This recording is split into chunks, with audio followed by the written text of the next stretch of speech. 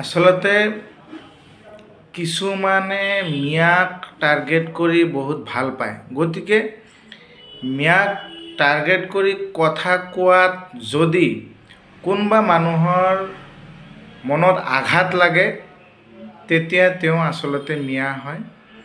আৰু যোনে মিয়া হিচাপে নিজকে মিয়া বুলি গৌৰৱ কৰে তেওঁ মিয়া হয়।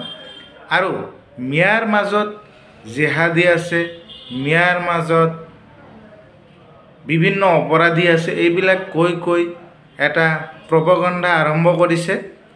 গতিকে মই গোটেই অসমত মাত্ৰ 100জন শিক্ষিত যুৱক যুৱতীক বিচাৰিছোঁ, যোনে এইবিলাক ষড়যন্ত্ৰৰ বিৰুদ্ধে গণতান্ত্ৰিকভাৱে মাত মাতিব পাৰে বা আইনৰ সহায় লৈ আগুৱাই যাব পাৰে।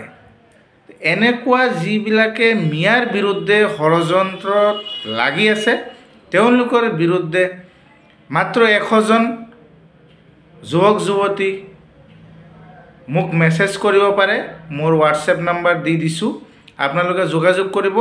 আমি একেলগে মিলি এনেকুৱা ষড়যন্ত্ৰ কৰা লোকৰ বিৰুদ্ধে আমি গণতান্ত্ৰিকভাৱে বা আইনীভাৱে আমি ব্যৱস্থা ল'বলৈ বাধ্য হ'ম। ধন্যবাদ।